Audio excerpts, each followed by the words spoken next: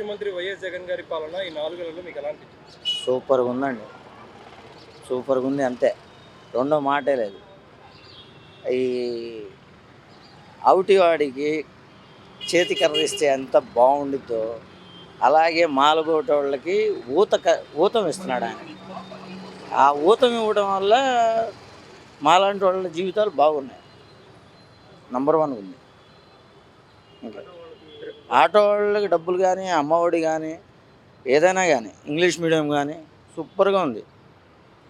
YS Jagan గారు ఇచ్చే పథకాలు అన్నీ పథకాలు ఎవరిచ్చారండి? ఇప్పుడే కదా, ఎవ్వడు ఇవ్వలా.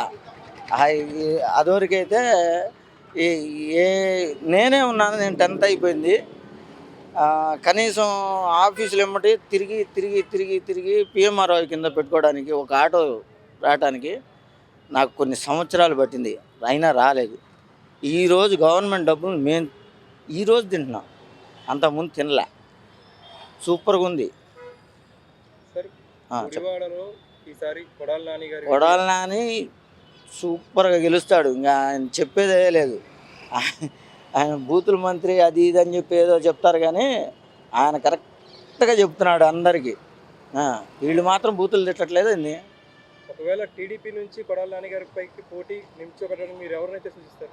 ఆయనపై పోటీ కొడాలి నాని గారి పైకి టీడీపీ నుంచి ఏ అభ్యర్థి సూచిస్తారు మీరు? ఎవరు దిగినా ఏం ఉండదు అక్కడ సినిమా.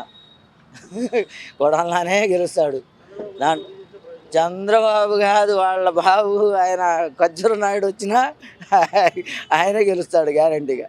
కొడాలి నాని గారు ప్రతిసారి చంద్రబాబు గారిని, నారా లోకేష్ గారిని దూషించడం సరైందేనా? వాళ్ళు దూషించినప్పుడు వీళ్ళు దూషించడం సబబే కదా. ఆయన తిట్లో కూడా న్యాయంగా తిడుతున్నాడు. వాళ్ళు ఏమంటే దానికి డబల్ అంటాడు. ఎవడైనా అంతే కదా. అది ఇప్పుడు జగన్ గారు సంక్షేమ పథకాలు ఇస్తున్నారు కదా, ఒకవేళ ఇన్ ఫ్యూచర్ చంద్రబాబు గారు అధికారంలోకి వస్తే ఆ సంక్షేమ పథకాలు ఆయన అమలు చేస్తారంటారా, చేయరంటారా? ఆయన వస్తే ఏమి చేయడండి, ఆయన చేయడు అంతే. అందుకనే ప్రజాదరణ పోయింది అతనికి, ప్రజాదరణ లేదు అతనికి. ఆయన గురించి ఎందుకులేండి అనవసరంగా, ఆయన అటు ఇటు తిరుగుతున్నాడు. అది ఇప్పుడు ఏపీ రాష్ట్రానికి చంద్రబాబు గారు అవసరం ఎక్కువ ఉందా, జగన్ గారు అవసరం ఎక్కువ? జగన్ గారి అవసరమే ఉంది. చంద్రబాబు వచ్చి ఏం పీకుతాడు? ఆయన ఏమీ పీగలాడు. ఇంకా పేదోళ్ళకి మట్టి కొట్టి పంపించడం తప్ప నుంచి ఏమీ లేదు. 3 రాజధానులు అన్ని చోట్ల డెవలప్ అవ్వాలి కదండి. మనం ఒక్కళ్ళమే తిని మనం ఒక్కళ్ళమే దొడ్లోకి వెళ్తే ఎట్లాగా? అందరూ తినాలి. వాళ్ళు మాత్రం బయట వాళ్ళు అయింది, వాళ్ళు మాత్రం మనోళ్ళు కాదా? వాళ్ళకి కాదు, వాళ్ళ జీవితాలు కాదా, వాళ్ళ బతుకులు కాదా? మా గుంటూరు విజయవాడ వాళ్ళే ప్రజలంటే, ఆంధ్రప్రదేశ్ ప్రజలు అనంతపురం చివరి నుంచి ఇచ్చాపురం వరకు మన వాళ్ళే, మన అన్నదమ్ముళ్ళే. అందరూ బతకాలి, అందరూ ఎదగాలి. అందుకనే ఆయన 3 రాజధానులు చేశాడు. సక్రమంగా బాగుండుద్ది, హాయిగా ఉండుద్ది. ఎవ్వడికి అటు రాయలసీమ వాళ్ళు కానీ, ఇటు ఉత్తరాంధ్ర వాళ్ళు కానీ ఎవ్వరూ వేలెట్టి చూపించడానికి ఉండదు. హాయిగా ఉండిద్ది, ప్రతి ఒక్కళ్ళకి డెవలప్మెంట్ ఉండిద్ది. ఈ చెత్తవాగుడు ఇదే రాజధాని ఉండాలి, ఇక్కడే మనమే తినాలి, అది మంచిది కాదండి. అది వల్లభనేని గారు టీడీపీ పార్టీలో ఉంటూ ఆ పార్టీని విమర్శిస్తున్నారు కదా, అది సరైందేనా? అంటే వీళ్ళు 23 మందిని తీసుకున్నప్పుడు అది సరైందా? 23 మందిని తీసుకున్నప్పుడు సరైందా? కాదు కదా. ఇది కూడా సబబే. వంశీ గారు ఆయన కరెక్ట్గా మాట్లాడుతున్నాడు. Vamsi sir, as a auto డ్రైవర్గా మీరు ఏ రకంగా లబ్ధి పొందారు ప్రభుత్వం తరపు నుంచి? నాకు 4 సార్లు ఆటో వాహన మిత్ర డబ్బులు పడ్డాయండి. నా 2 పిల్లలకి అమ్మఒడి పడింది, ఒక అమ్మాయికి విద్యాదీవెన పడింది. నాకు 3 ఆడపిల్లలు, ఒక అమ్మాయి గ్రాడ్యుయేషన్ అయింది. కాకపోతే ఇంకా పై చదువులు అనేటప్పటికి జగనన్న అది కట్ చేశాడు కదా. అది కూడా చేసి ఉంటే బాగుండేది. అది కొంచెం ఉన్నత విద్య చదివించలేకపోయాను, అదొకటే బాధ. ఇంకా మిగతాదంతా బాగుంది. ఈ డ్వాక్రా రుణమాఫీ జరిగింది.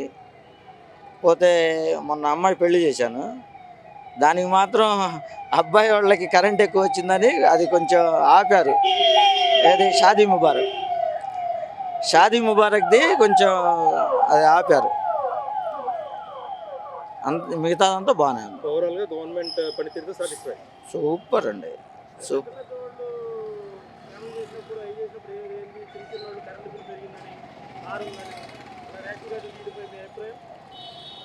ఇప్పుడు ఓవరాల్గా ఇండియా మొత్తంది చూసుకోవాలండి. ఉట్టి ఆంధ్రప్రదేశ్ చూసుకుంటే ఎట్లాగా? ఇప్పుడు కర్ణాటకలో పెంచలేదా, మహారాష్ట్రలో పెంచలేదా, పంజాబ్లో పెంచలేదా, కాశ్మీర్లో పెంచలేదా, తమిళనాడులో పెంచలేదా? ఎక్కడ పెంచలేదు కరెంటు ఛార్జీలు?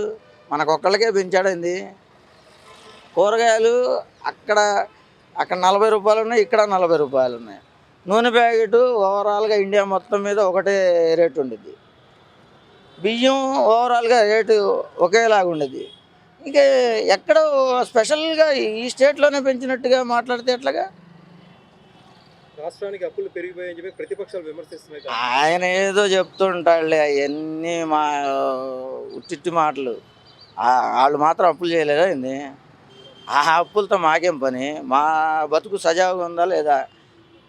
వాళ్ళు అప్పులు చేస్తున్నారో లేదో ఆ పుస్తకాల్లో, ఆ రికార్డుల్లో వాళ్ళకి సంబంధించింది, సామాన్యుడికి సంబంధించింది కాదు అసలు. ఎట్లా పడిద్దండి? అక్కడ కర్ణాటకలో పడని భారం ఇక్కడ పడుతుందా? అక్కడ మహారాష్ట్రలో పడని భారం ఇక్కడ పడుతుందా? గుజరాత్లో పడని భారం ఇక్కడ పడుతుందా? ఏది లేదు. ప్రతి దానికి గిల్లి గిల్లి గిల్లి గిల్లి మొత్తం ఏదో ఒకటి చేస్తూనే ఉంటారు, ఏదో ఒకటి చెప్తూనే ఉంటారు. అది బాగాలేదు, ఇది బాగాలేదు. అది పెరిగితేనేమో ఒక బాధ, పెరగకపోతేనేమో ఒక బాధ. అన్నీ ఆయన మీదే రుద్దితే అట్లాగా సీఎం గారి మీదే. మీరున్నప్పుడు ఏం చేశారు? మీరున్నప్పుడు పెరగలేదా? రీసెంట్గా జనరల్ సభలో 175కి 175 స్థానాలు పోటీ చేసే దమ్ముందని చెప్పి సవాల్ విసిరారు. యాజ్ ఎ ఫ్యాన్గా మీరు ఎలా చూస్తారు? అది మంచి మాట అండి. దమ్ముంటే వాళ్ళు కూడా చేయమనండి, చెప్పమనండి. ఆ ప్రశ్నకి సమాధానం చెప్పమనండి. ఖాయంగా చేస్తారండి వాళ్ళు. ఖాయంగా చేస్తారు, ఖాయంగా ఓడిపోతారు. డెఫినెట్గా జనసేన అంటే అది ఆల్టర్నేట్ కాదు. టీడీపీ ఆల్టర్నేట్ అయింది, కానీ వాళ్ళకి కూడా అంత ఇది లేదు కదా, వాళ్ళ సత్తా లేదు కదా. వాళ్ళకి ప్రజాదరణ కరువు అయిపోయింది. ఇక అది ఉండదు, ఏముండదండి, చేంజ్ ఏముండదు. ఆయన మంచోడే, కన్నా గారు ఆయన మంచోడే, కానీ అంత చేంజ్ ఏమి ఉండదు. వైసీపీలోకి వచ్చి ఉంటే ఆయనకి బాగుండేది, మాకు బాగుండేది. ఎందుకంటే గుంటూరు వాసిగా ఒక విధంగా చెప్పాలంటే ఆయనకు మాకు సుపరిచితుడే కాబట్టి ఆయన వైసీపీలోకి వచ్చి ఉంటే బాగుండేది. అది భవిష్యత్తులో గుంటూరు రాజకీయాలు ఎలా ఉండబోతున్నాయి? వేడివేడిగానే ఉంటాయండి, వేడివేడిగానే ఉంటాయి. గుంటూరు మిర్చి అంత ఘాటుగా ఉండిద్ది. భవిష్యత్తు అంతా బాగుండిద్ది.